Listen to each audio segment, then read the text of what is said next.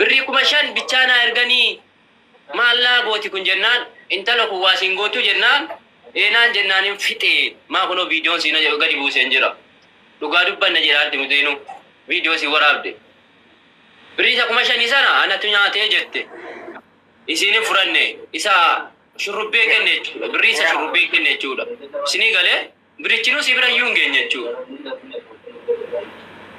Okay. Ayo kesana sabaru dhaggeeffadha al tokko yaada wayi abdi sha dhaggeeffadha akkamitti shamarri keenya parsantii 100 keessaa parsantiin 70 warra baraada lagatudha sawalala hundi kun rakkatee ba'ee kan qanna'ee saba'u waan fedhe ta'ee saba'u parsantii kana hunda keessaa immoo namni qaama qabu yartuudha namni qaama hin qabne itti caala kalee dhukkubsataa waa meeqa dhukkubsataa dalagataa irratti shamarran keenya kun shamarranuma kanatu giiftii bittee geessitee isii mana teessee nagaa koorte mana teessee albaatii si yaaftee sirbaa oltu waan gaarii kana bada lagu abaa faarsaa oltu geessitee giiftii kennitee naan isin qaamaa baafatti wanna akkanaa jiru ani osoo naati immoo giiftii ittiin dhugumatti keessa jiraanna abaaboo tokko keessatti hin dhiisu rabbiin naa adabamsiisu warabbal kaaba maal akkamitti wanna akkanaa ta'a shamarran keenya akkoo kaleedhaa dhukkubsataa waa meeqa dhukkubsataa rakkina maatii ofeedhaa dandeessee jala gataa jirti isiidhuma kanatti immoo giiftii bitee isaanii geessinaa isaan mana ta'anii qaama hojjetatanii taanii sirbutti qaama isaanii baafatanii nallamu magaalaa keessa deemanii sirbuudha. Uufaa ta'uu qaba.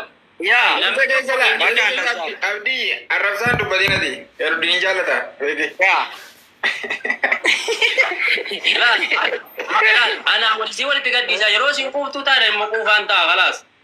Walitti kan nu dhiisaatti dhiitaa maasala. Habibi kee quufaa Oroo 5G godhan dubbama kaakeeyyu. Amma koo itti akkaawuntii keessa kifatetti akkaawuntii jedhee biti yarra galmacha kifatee raasetta. Jira akkaawuntichi. Akkaawuntichi keessan jira. Viidiyoo waraabuu hin danda'u malee. Keessaa baaseera aangoota itti fudhataa jirtu kan jedhe. Wannumti ammas yaada tokko abdishaa dhaggeeffadhaa. Wannumti asirraa deemas ofii dhaggeeffadhaa. Beda video sadii narratti yeroo nan waraabee den kollof achumaanillaa ebibe tiktokichuma na jala dhuftee seenu. Keeru dhaggeeffadha. Wannumti asirraa deemas ofii jettee abdishaa. Wannumti asirraa deemas ofii jettee yaa oltu kuni.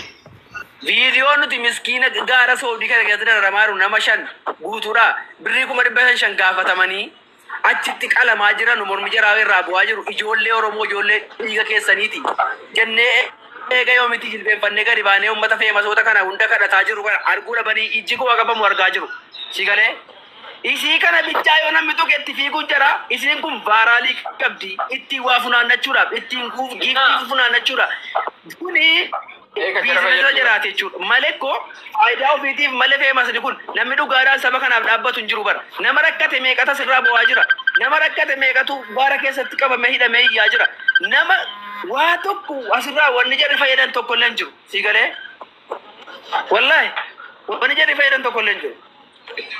Abboo yeroo maqaan Sobanii gan waa hin gargaarsa Dalagaa nan galcha yoo sin dhuftee dhiifa kana gaafattee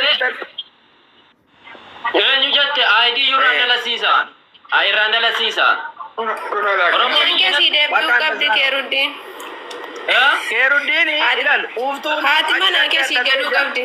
haadha manaa Keeruddiin deebi'uufi qabdi wallaahi isa jalatti buluu qabdi. Indee haadha manaa kee akkam nama walii galuu uffata. Innaa Eegatti rafteellee kanumarra bullee barkama 100 meeqarratti mana kiyyatti kanumarra bullee wallaahi habibi kiyya haadha manaa keeti ragaan kennu nutu beeka si galee har'a gadi baatee iyyitee xiqqoo si namni si bareedaa rakkaata goote tiiktookii kennitee fi waa meeqa duuka bu'aa turte nan beekaan si galee yeroo si rakkatu hojii yaa hin qabuu dandeessa jechuudha karaa barbaaddeen fayyaa sitti akka galfachuu Itaatiin durbi Keeruu jala janaa turte fayyaa lafidde koosatu jaba. narkaa ba'uu hin dandeessu. Amma Oromoo jala amma barsiinu Oromoo jala hin Waan isinitti hima miti.